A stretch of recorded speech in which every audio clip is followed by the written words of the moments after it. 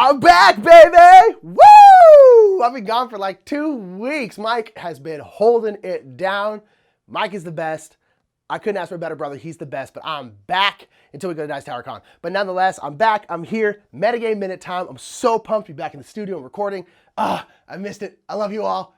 Let's do it! 3, 2, 1, go.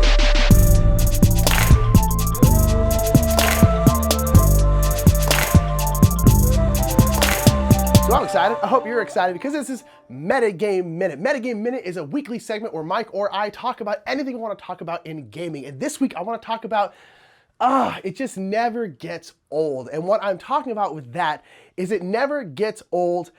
The feeling of introducing someone to games and having it go well and having their eyes light up and them to be like, this is cool. Like, I didn't know this existed. I didn't know these kind of games, this is a thing. I didn't know this is a thing. Oh, it's just, it never gets old. It never, ever, ever gets old. It's one of my favorite feelings in the whole world. And I got to experience that last week. So I bet a lot of you out there are just like me, whereas I bring a game everywhere. I almost always have at least one game in my car. If I have a backpack, I'll usually just like throw like a little roll and ride or something small, like a high society, something small in there.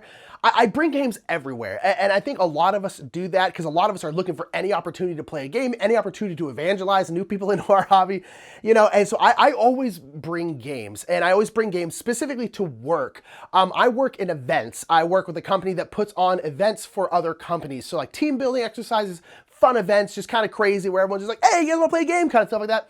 But they're not board games, they're kind of like big lawn games, there's a whole bunch of stuff we do. But nonetheless, that's what I do outside of this job. I have a job helping out with a company that puts on events.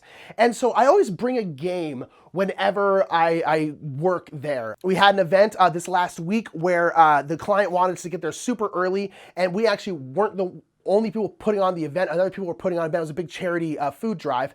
So they were all setting the stuff, and we were just kind of like the ones facilitating and kind of like the entertainment and the kind of like cheerleaders of the whole thing. And so we didn't have like anything to do, and we were there for like 2.5 hours early. And this was a situation where it wasn't going to be inappropriate for us to kind of just be like hanging out, talking, chatting, grabbing some food, whatever. And so I was sitting there and I was kind of like, anyone want to play a game?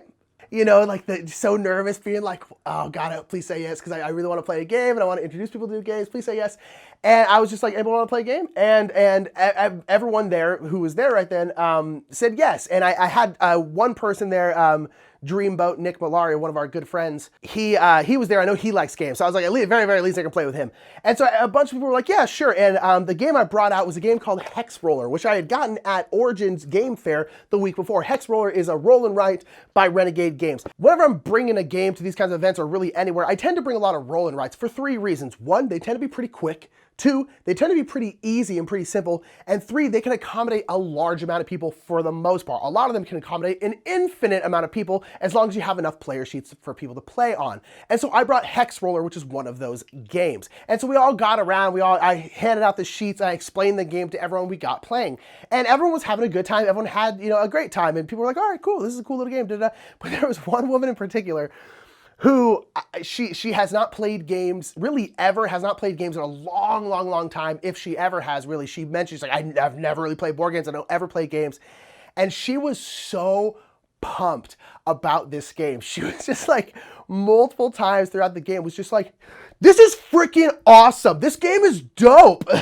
just like we'd be in the middle, like, we're like writing numbers on hexes. We're just like, I'm put a 5 here, then a 5 here. And she's like, this is amazing, in the middle of it, and it was cracking me up. And then multiple times throughout the day, she was like, this is the greatest game I've ever played. This is the greatest game I've ever played. And then she took it further. She's like, this is the greatest game ever made. In my head, I was like, it's not. But like, I'm so pumped that she felt that way. Throughout the whole thing, she was like, this is the greatest game ever made. This is the greatest game ever made. It was killing me. But at the same time, just that swell of happiness and pride like filled my heart because I love that feeling. It never ever gets old. It's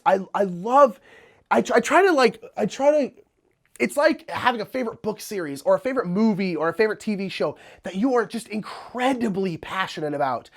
And you introduce that to someone, and there's that nervousness of being like, please like it at least a little bit. And I would love it if you liked it as much as I do, because that would be so great. And when they do like it, and when they do maybe not like it as much as you, but they do like it, they're like, that was great. You just get that feeling of warmth and pride and just happiness that you were able to bring this to someone else. And then that feeling of like, yes, like you see what I see, like you get it. Like we're kin, we're with this, we're in this together. And especially with board games, because so many people have that like, be gone from me, Satan, feeling towards board games, like don't come near me with that board game. Because they associate board games with like Candyland and Monopoly and stuff that people hate. And so when you're able to turn that around, and that's not necessarily what this woman had, but just when you're able to turn that around, or just get someone who didn't ever think about board games to think about them and to play them, it's just an incredible feeling. And so what I want down in the comments is I want those stories. I want down in the comments stories of that. Your favorite one where you were able to introduce someone, maybe it was someone who was very anti-board games, or just someone who was just kind of like very hesitant, or maybe it bonded a relationship with like a kid or a spouse, or, you know, just some random person on the street, you know, or whatever. Like just that's one of your stories of that feeling that I got over this last week when I introduced this game to these people. I want those down in the comments. I love those kinds of stories. They make me feel good. They make everyone else who reads them feel good.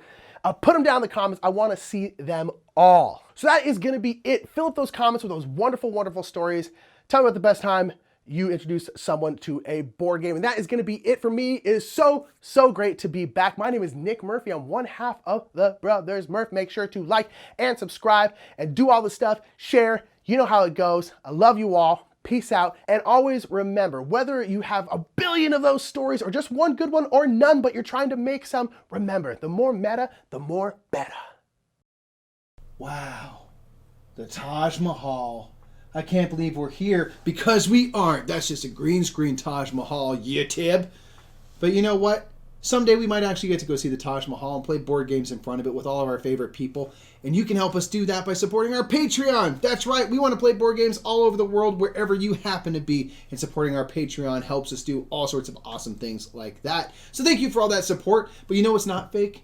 You know, it's not fake like this Taj Mahal behind me, this Game Topper right in front of me. That's right. We have all of our games played on Game Toppers from GameToppersLLC.com. Go ahead and check out that website for awesome ways to upgrade your gaming experience. Go say hi to Berkey for us. And also check out Restoration Games while you're at it. Yeah.